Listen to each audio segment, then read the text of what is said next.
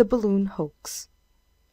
Astounding news by express via Norfolk. The Atlantic crossed in 3 days. Signal triumph of Mr. Monck Mason's flying machine.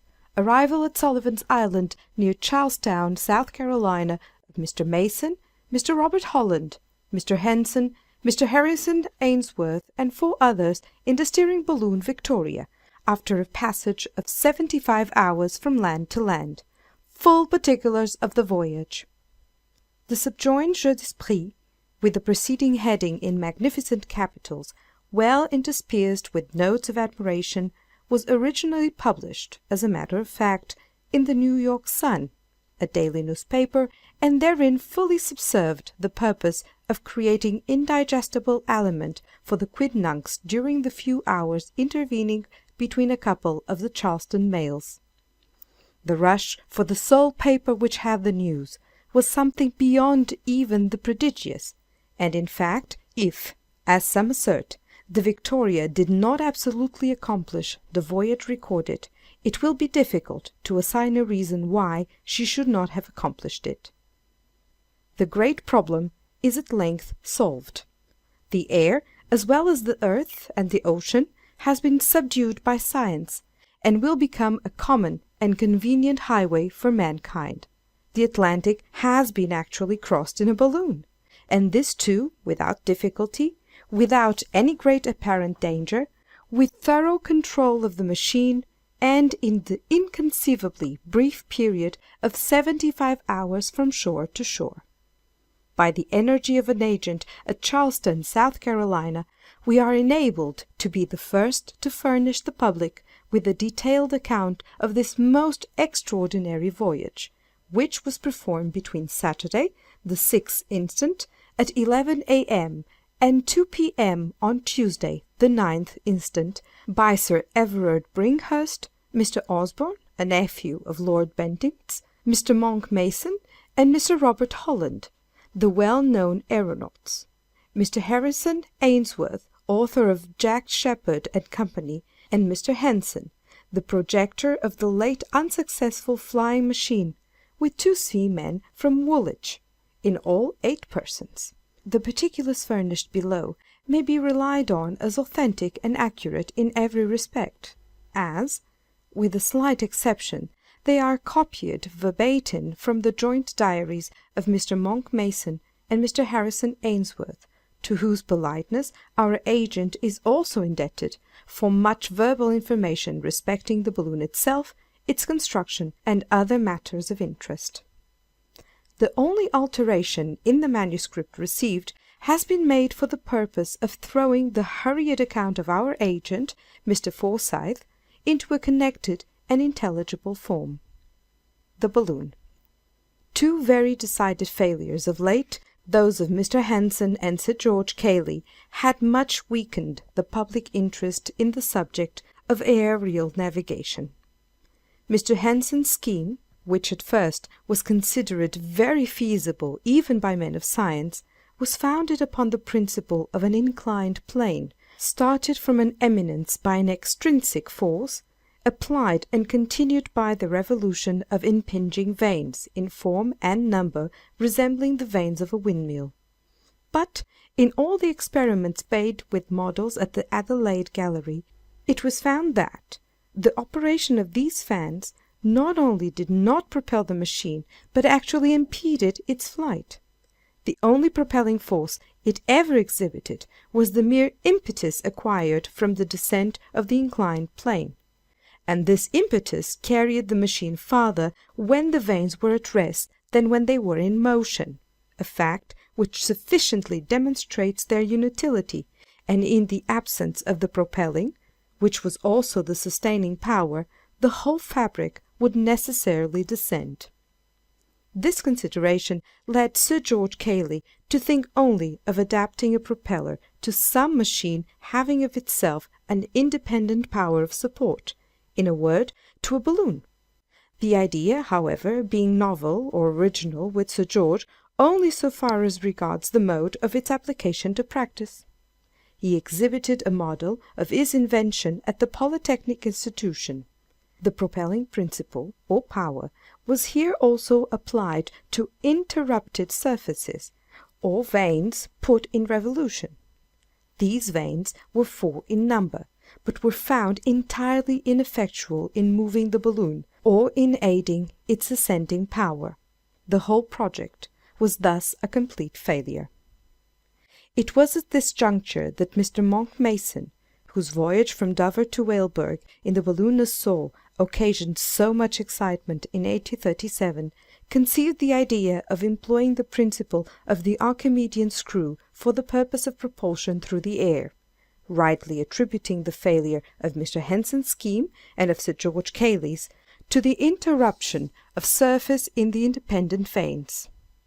He made the first public experiment at Willie's room, but afterward removed his model to the Adelaide Gallery. Like Sir George Cayley's balloon, his own was an ellipsoid. Its length was 13 feet 6 inches, height 6 feet 8 inches.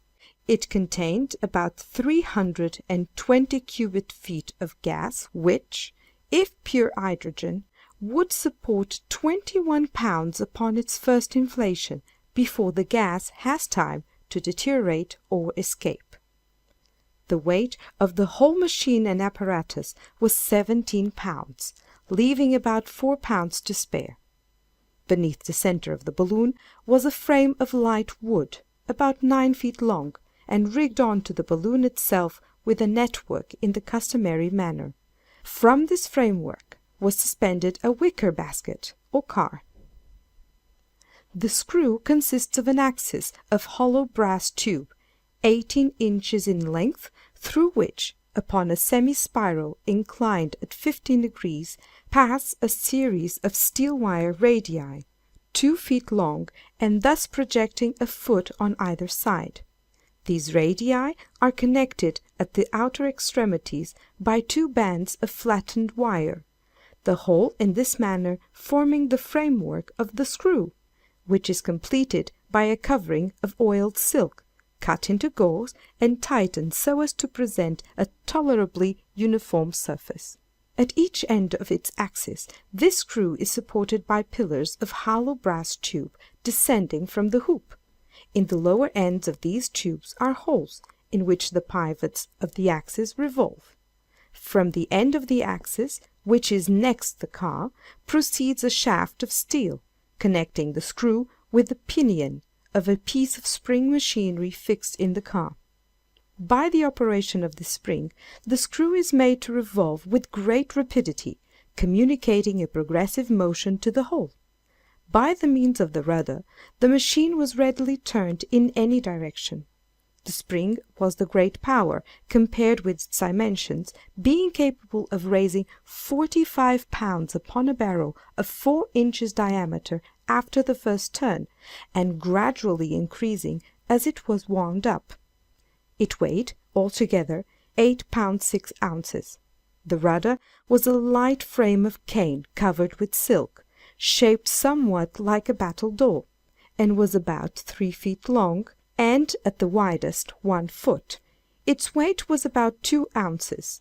It could be turned flat and directed upwards or downwards, as well as to the right or left, and thus enabled the aeronaut to transfer the resistance of the air, which, in an inclined position, it must generate in its passage, to any side upon which he might desire to act, thus determining the balloon in the opposite direction. This model, which, through want of time, we have necessarily described in an imperfect manner, was put in action at the Adelaide Gallery, where it accomplished a velocity of 5 miles per hour, although, strange to say, it excited very little interest in comparison with the previous complex machine of Mr. Henson. So resolute is the world to despise anything which carries with it an air of simplicity.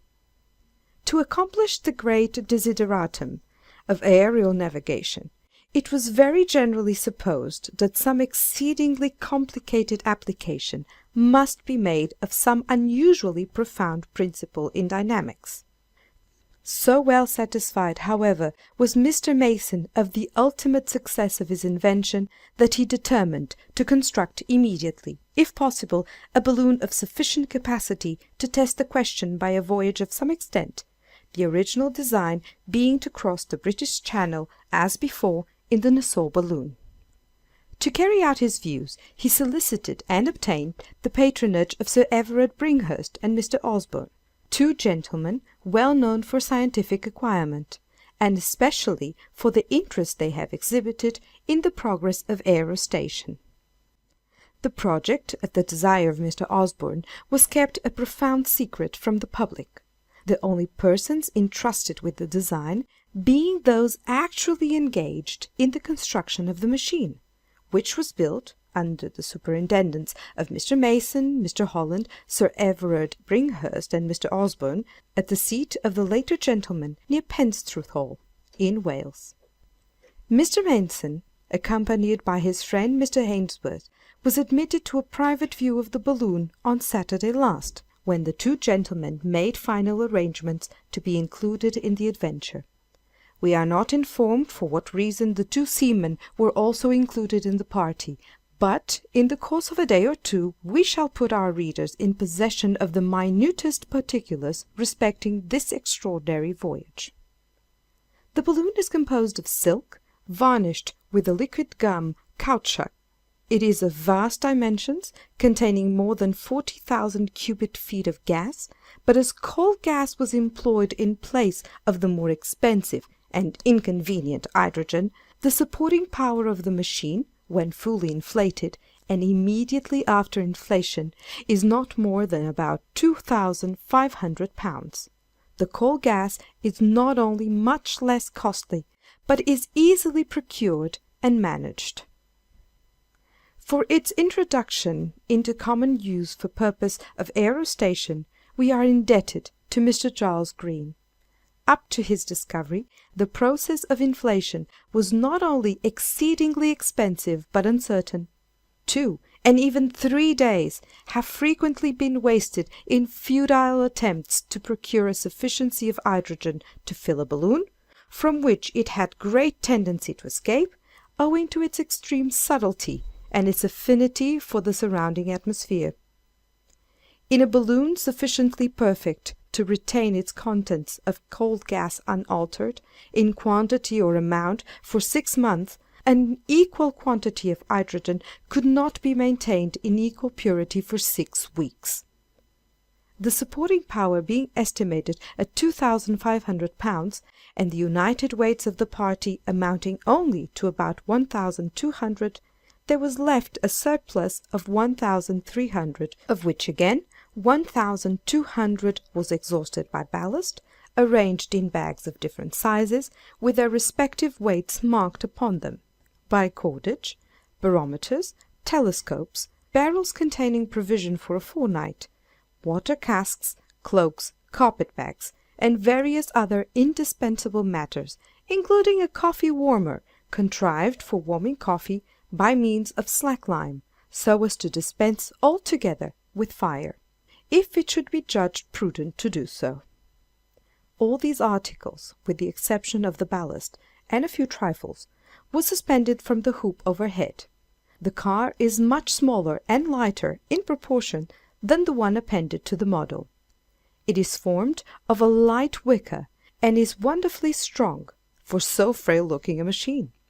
Its rim is about 4 feet deep. The rudder is also very much larger in proportion than that of the model, and the screw is considerably smaller. The balloon is furnished, besides, with a grapnel and a guide rope, which latter is of the most indispensable importance. A few words in explanation will here be necessary for such of our readers as are not conversant with the details of aerostation. As soon as the balloon quits the earth, it is subjected to the influence of many circumstances tending to create a difference in its weight, augmenting or diminishing its ascending power. For example, there may be a deposition of dew upon the silk, to the extent even of several 100 pounds. Ballast has then to be thrown out, or the machine may descend. this ballast being discarded, and a clear sunshine evaporating the dew, and at the same time expanding the gas in the silk, the whole will again rapidly ascend. To check this ascent, the only recourse is, or rather was, until Mr. Green's invention of the guide rope, the permission of the escape of gas from the valve. But in the loss of gas is a proportionate general loss of ascending power, so that, in a comparatively brief period, the best constructed balloon must necessarily exhaust all its recourses and come to the earth. This was the great obstacle to voyages of length. The guide rope remedies the difficulty in the simplest manner conceivable. It is merely a very long rope, which is suffered to trail from the car, and the effect of which is to prevent the balloon from changing its level in any material degree. If, for example, there should be a deposition of moisture upon the silk, and the machine begins to descend in consequence, there will be no necessity for discharging ballast to remedy the increase of weight, for it is remedied or counteracted in an exactly just proportion by the deposit on the ground of just so much of the end of the rope as is necessary. If, on the other hand, any circumstances should cause undue levity and consequent ascent, this levity is immediately counteracted by the additional weight of rope upraised from the earth. Thus the balloon can neither ascend or descend except within very narrow limits, and its resources, either in gas or ballast, remain comparatively unimpaired. When passing over an expanse of water, it becomes necessary to employ small kegs of copper or wood, filled with liquid ballast of a lighter nature than water. These float, and serve all the purposes of a mere rope on land. Another most important office of the guide rope is to point out the direction of the balloon. The rope drags, either on land or sea, while the balloon is free. The latter, consequently, is always in advance, when any progress whatever is made. A comparison, therefore, by means of the compass, of the relative positions of the two objects will always indicate the course. In the same way, the angle formed by the rope with the vertical axis of the machine indicates the velocity. When there is no angle, in other words, when the rope hangs perpendicularly, the whole apparatus is stationary. But the larger the angle, that is to say, the farther the balloon precedes the end of the rope, the greater the velocity, and the converse. As the original design was to cross the British Channel and alight as near Paris as possible, the voyagers had taken the precaution to prepare themselves with passports directed to all parts of the continent, specifying the nature of the expedition, as in the case of the Nassau voyage, and entitling the adventurers to exemption from the usual formalities of office. Unexpected events, however, rendered these passports superfluous. The inflation was commenced very quietly at daybreak, on Saturday morning, the 6th instant, in the courtyard of Wilfore House, Mr. Osborne's seat, about a mile from Penstruthal, in North Wales, and at 7 minutes past 11, everything being ready for departure, the balloon was set free, rising gently but steadily, in a direction nearly south, no use being made for the first half-hour of either the screw or the rudder. We proceed now with the journal, as transcribed by Mr. Forsyth from the joint manuscripts of Mr. Monck Mason and Mr. Ainsworth. The body of the journal, as given, is in the handwriting of Mr. Mason, and a postscript is appended each day by Mr. Ainsworth, who has in preparation and will shortly give the public a more minute and no doubt a thrillingly interesting account of the voyage. The Journal. Saturday, April the 6th.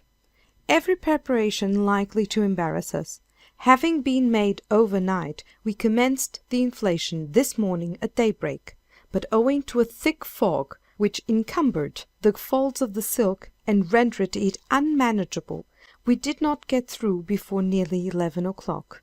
Cut loose then in high spirits, and rose gently but steadily, with a light breeze at north, which bore us in the direction of the British Channel. found the ascending force greater than we had expected, and as we arose higher and so got clear of the cliffs, and more in the sun's rays, our ascent became very rapid. I did not wish, however, to lose gas at so early a period of the adventure, and so concluded to ascend for the present.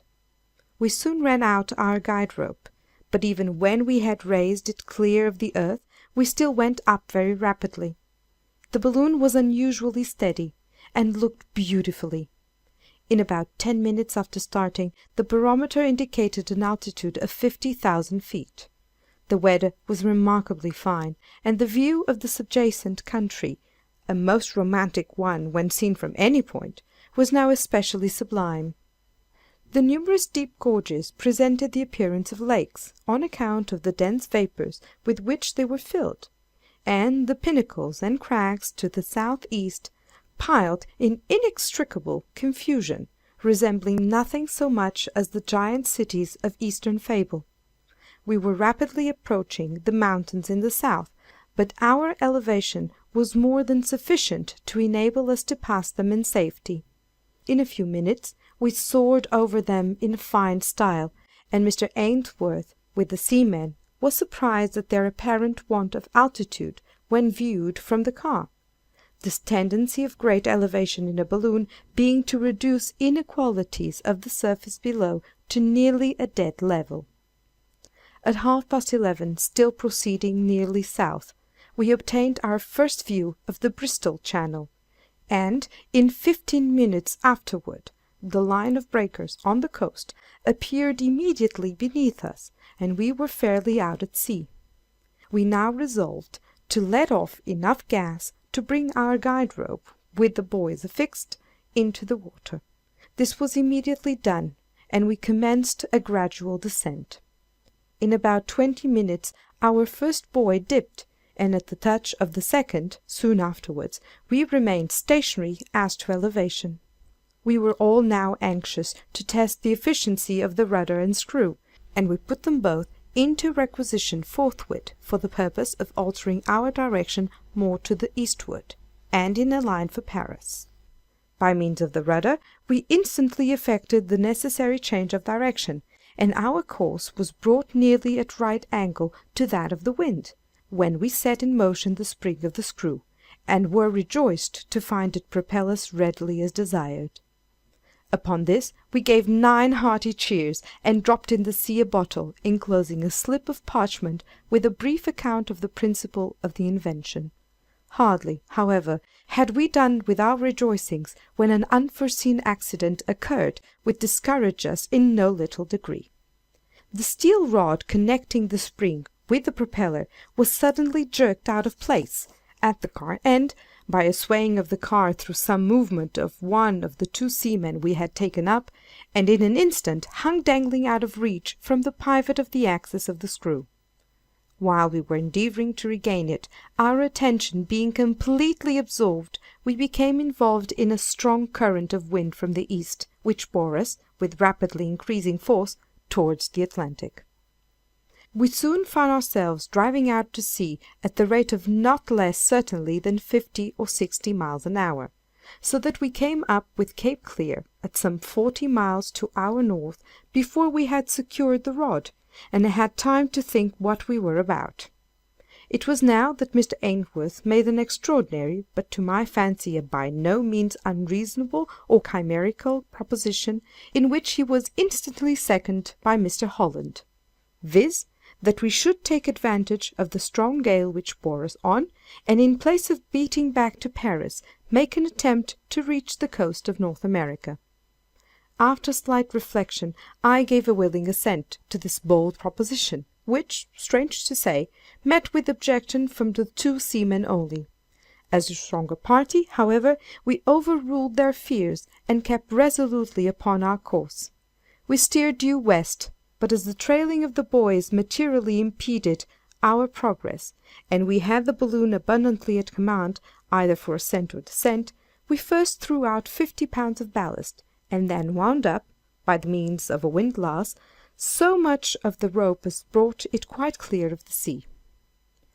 We perceived the effect of this manoeuvre immediately in a vastly increased rate of progress, and, as the gale freshened, we flew with a velocity nearly inconceivable, the guide rope flying out behind the car, like a streamer from a vessel. It is needless to say that a very short time sufficed us to lose sight of the coast. We passed over innumerable vessels of all kinds, a few of which were endeavouring to beat us, but the most of them lying to.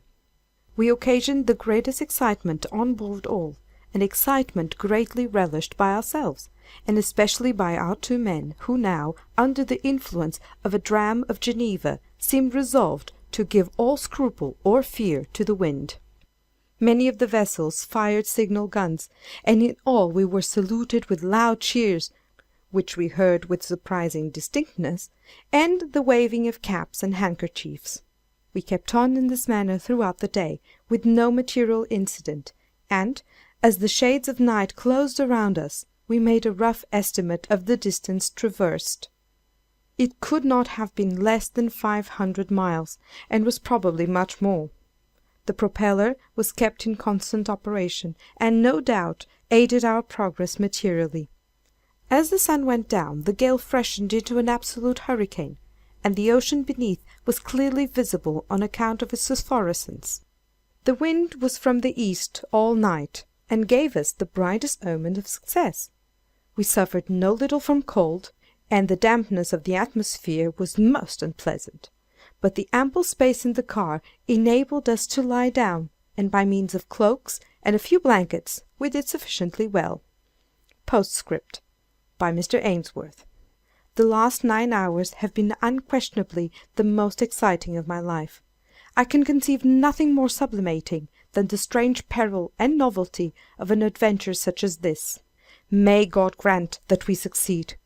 I ask not success for mere safety to my insignificant person, but for the sake of human knowledge and for the vastness of the triumph.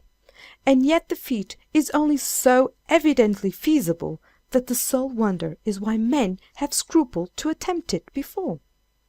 One single gale, such as now befriends us, let such a tempest wheel forward a balloon for 4 or 5 days. These gales often last longer, and the voyager will be easily borne, in that period, from coast to coast. In view of such a gale, the broad Atlantic becomes a mere lake. I am more struck, just now, with the supreme silence which reigns in the sea beneath us, notwithstanding its agitation, than with any other phenomenon presenting itself. The waters give up no voice to the heavens. The immense flaming ocean raids and is tortured uncomplainingly. The mountainous surges suggest the idea of innumerable dumb gigantic fiends, struggling in impotent agony.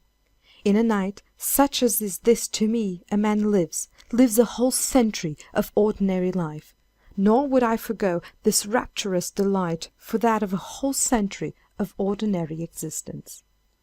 Sunday, the 7th. Mr. Mason's manuscript. This morning the gale by 10 had subsided to an 8 or 9 knot breeze for a vessel at sea, and bears us perhaps 30 miles per hour or more. It has veered, however, very considerably to the north, and now at sundown we are holding our course due west, principally by the screw and rudder, which answer their purposes to admiration. I regard the project as thoroughly successful, and the easy navigation of the air in any direction, not exactly in the teeth of a gale, as no longer problematical. We could not have made head against the strong wind of yesterday, but by ascending we might have got out of its influence, if requisite. Against a pretty stiff breeze, I feel convinced we can make our way with the propeller. At noon to-day ascended to an elevation of nearly 25,000 feet, by discharging ballast. Did this to search for a more direct current, but found none so favourable as the one we are now in. We have an abundance of gas to take us across this small pond, even should the voyage last 3 weeks. I have not the slightest fear for the result. The difficulty has been strangely exaggerated and misapprehended. I can choose my current, and should I find all currents against me, I can make very tolerable headway with the propeller. We have had no incidents worth recording. The night promises fair. Postscript by Mr. Ainsworth. I have little to record, except the fact, to me quite a surprising one, that at an elevation equal to that of Cotopaxi I experienced neither very intense cold, nor headache, nor difficulty of breathing. Neither, I find, did Mr. Mason, nor Mr. Holland, nor Sir Everard. Mr. Osborne complained of constriction of the chest, but this soon wore off. We have flown at a great rate during the day, and we must be more than half-way across the Atlantic. We have passed over some 20 or 30 vessels of various kinds, and all seem to be delightfully astonished. Crossing the ocean in a balloon is not so difficult a feat after all. Omne ignotum pro magnifico. Memorandum. At 25,000 feet elevation, the sky appears nearly black, and the stars are distinctly visible, while the sea does not seem convex, as one might suppose, but absolutely and most unequivocally concave. Footnote. Mr. Ainsworth has not attempted to account for this phenomenon, which, however, is quite susceptible of explanation. A line dropped from an elevation of 25,000 feet, perpendicularly to the surface of the earth or sea, would form the perpendicular of a right-angled triangle, of which the base would extend from the right angle to the horizon, and the hypotenuse from the horizon to the balloon. But the 25,000 feet of altitude is little or nothing in comparison with the extent of the prospect. In other words, the base and hypotenuse of the supposed triangle would be so long when compared with the perpendicular, that the two former may be regarded as nearly parallel. In this manner, the horizon of the aeronaut would appear to be on a level with the car, but as the point immediately beneath him seems, and is, at a great distance below him, it seems of course also at a great distance below the horizon. Hence the impression of concavity, and this impression must remain until the elevation shall bear so great a proportion to the extent of prospect, that the apparent parallelism of the base and hypotenuse disappears, when the earth's real convexity must become apparent. Monday, the 8th. Mr. Mason's manuscript. This morning we had again some little trouble with the rod of the propeller, which must be entirely remodelled for fear of serious accident. I mean the seal rod, not the vanes. The latter could not be improved. The wind has been blowing steadily and strongly from the north-east all day, and so far fortune seems bent upon favouring us. Just before day we were all somewhat alarmed at some odd noises and concussions in the balloon, accompanied with the apparent rapid subsidence of the whole machine. These phenomena were occasioned by the expansion of the gas, through increase of heat in the atmosphere, and the consequent disruption of the minute particles of ice with which the network had become encrusted during the night. Threw down several bottles to the vessels below, saw one of them picked up by a large ship, seemingly one of the New York line paquettes. Endeavoured to make out her name, but could not be sure of it. Mr. Osborne's telescope made it out something like Atalanta. It is now 12 at night, and we are still going nearly west, at a rapid pace. The sea is peculiarly phosphorescent. Postscript by Mr. Ainsworth. It is now 2 a.m. and nearly calm, as well as I can judge, but it is very difficult to determine this point, since we move with the air so completely. I have not slept since quitting Wheelville, but can stand it no longer, and must take a nap. We cannot be far from the American coast. Tuesday, the 9th. Mr. Ainsworth manuscript. 1 p.m. We are in full view of the low coast of South Carolina. The great problem is accomplished. We have crossed the Atlantic, fairly and easily crossed it in a balloon. God be praised! Who shall say that anything is impossible hereafter? The journal here ceases. Some particulars of the descent were communicated, however, by Mr. Ainsworth to Mr. Forsyth, It was nearly dead calm when the voyagers first came in view of the coast, which was immediately recognized by both the seamen and by Mr. Osborne. The latter gentleman having acquaintances at Fort Moultrie, it was immediately resolved to descend in its vicinity. The balloon was brought over the beach, the tide being out and the sand hard, smooth, and admirably adapted for a descent, and the grapnel let go, which took firm hold at once. The inhabitants of the island and of the fort thronged out, of course, to see the balloon, but it was with the greatest difficulty that any one could be made to credit the actual voyage, the crossing of the Atlantic. The grapnel caught at 2 p.m. precisely, and thus the whole voyage was completed in 75 hours, or rather less, counting from shore to shore. No serious accident occurred, no real danger was at any time apprehended. The balloon was exhausted and secured without trouble, and when the manuscript from which this narrative is compiled was dispatched from Charleston, the party was still at Fort Moultrie. Their farther intentions were not ascertained, but we can safely promise our readers some additional information either on Monday or in the course of the next day at furthest. This is unquestionably the most stupendous, the most interesting, and the most important undertaking ever accomplished or even attempted by men. What magnificent events may ensue, it would be useless now to think of determining. End of the Balloon Hoax. Read by Sandra Luna.